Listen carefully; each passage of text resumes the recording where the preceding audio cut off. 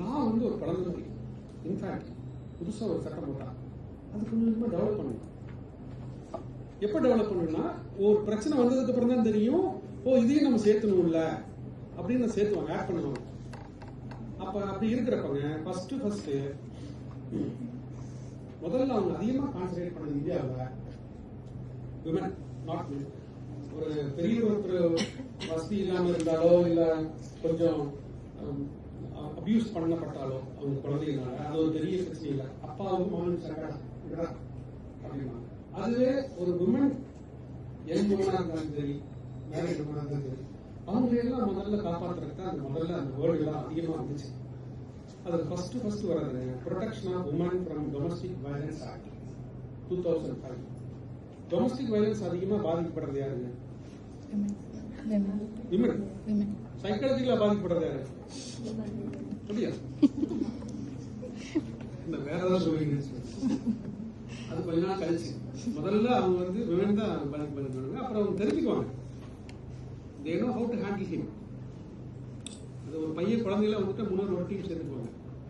மென் அதிகமாக பாதிக்கப்படுறாங்க, ஆனா பர்சன்டேஜ் கம்மி தான். அது இல்லைன்னு சொல்றேன், நான் இந்த தான் சொல்றேன். பர்சன்டேஜ் அதிகமாக விமன் தான் பாதிக்கப்படுறாங்க. என்ன அதிகமா டொமஸ்டிக் வயலன்ஸ் காரணம் என்ன? டவுரி. அடுத்தது சொன்ன ஒர்க் செய்யல வீட்டுல, நான் நீ இல்ல. இப்போ அதெல்லாம் இல்ல. அப்ப இருந்தப்பங்க ஃபர்ஸ்ட் கவர்மெண்ட் என்ன பண்ணுச்சுன்னா, இந்தியன் பீனல் கோட்னு ஒண்ணு இருக்கு. இந்தியன் பீனல் கோட்லயே அது உள்ளுக்கு இன்சர்ட் பண்ணாங்க. எப்படி இன்சர்ட் பண்ணாங்கன்னா, ஃபர்ஸ்ட் வந்து ஒரு ஐபிசி செக்ஷன் 498A அப்படின்னு ஒரு செக்ஷன் 498A. அது என்ன பண்ணுச்சுன்னா, cruelty by husband or any other person or his relative against a married woman with punishment up to 3 years in prison and another fine போட்டாங்க. 3 years maximum imprisonment கொடுத்தாங்க. இதுல வந்து என்ன பண்ணாங்கன்னா, அந்த elderly people வந்து அம்மாவுக்கு மட்டும் பாதுகாப்பு கிடைச்சு முதல்ல ஐபிசில. அப்பா அதை சேர்த்துல ஏஜ் உமன் அவங்க பையன் அடிச்சாலும் மருமக அடிச்சாலும் யார் அடிச்சாலுமே வந்துச்சு. அடுத்தது இவங்க என்ன பண்ணுவாங்க, அந்த காலத்துல பெரியவங்க அவங்களுக்குன்னு ஏதோ ஒரு பிரச்சனை ஆயிடுச்சுன்னா அவங்க பிரச்சனை யாருக்கு போய் சொல்லுவாங்க? கோர்ட்ல தான் போய் சொல்ல மாட்டாங்க, மாமா கிட்ட, இன்னொரு பெரியவங்க கிட்ட, இன்னொரு பையன் கிட்ட. அவங்கதான் கோர்ட், அவங்க சொல்றதா ஜட்ஜ்மெண்ட். மேக்சிமம் ஜட்ஜ்மெண்ட் எப்படி தெரியுமா இருக்கா? ஜஸ்ட் பண்ணி போய்ப்பா, உன் பையன் தானே, அவன் தானே அடிச்சான், அவன் தானே சாப்பாடு ஊழிச்சான், அதான் போடுவோம் சாப்பாடு போடுறாங்க, அவ்வளவுதான். பட் இதனுடைய பர்சன்டேஜ் அதிகமாக கவர்மெண்ட் வந்து என்ன ஆயிடுச்சு, இது கொஞ்சம் கேர்ஃபுல்லா பார்க்கலன்னா வம்பு அப்படின்னு கொஞ்சம் சோசியல் ரெஸ்பான்சிபிலிட்டி அதிகமாச்சு.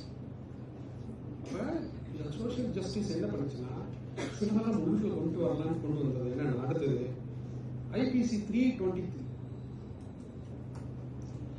ஐபிசி 323ல அவங்க என்ன சொன்னாங்கன்னா,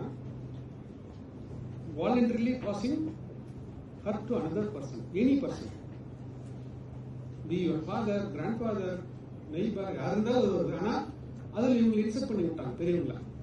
பையன் அடிச்சிட்டான் சரி அப்படின்னா போலீஸ் பர்சனா போலீஸ் மிரட்டுவான், ஐயோ என்னையா பையன் அப்பாவுக்கு சாப்பாடு போடாம இருக்கிற, அம்மாவுக்கு போடாம இருக்கிற, 323 உள்ளுக்குள்ள போடுறாங்க அப்படின்னு.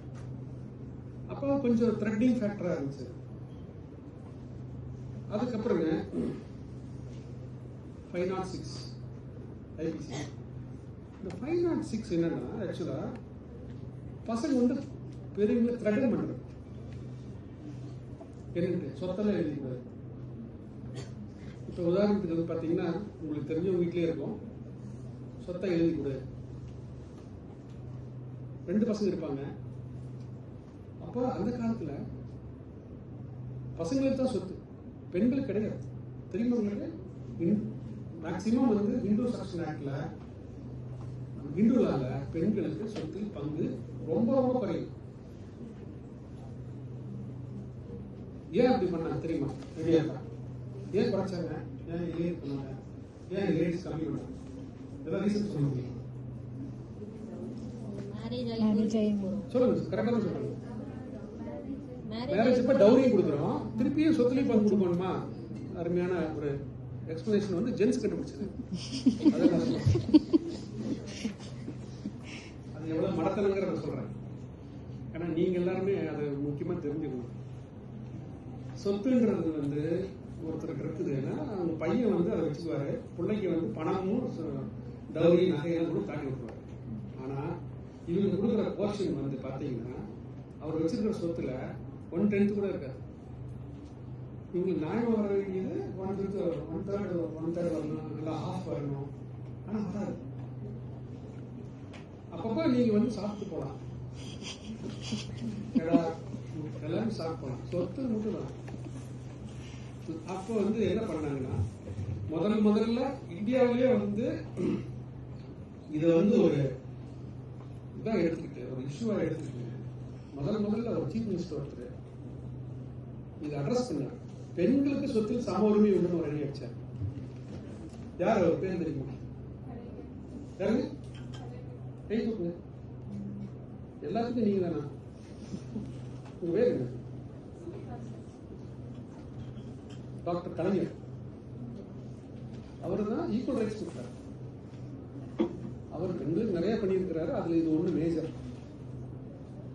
அப்ப இதுக்கப்புறம் வந்துங்க இப்ப நான் சொன்னது மூணுமே வந்துங்க யூடிஏ கவர்மெண்டோட ஐபிசியில வர்றது தான். அப்ப நம்மளுக்கு வந்து அடுத்தது வந்துங்க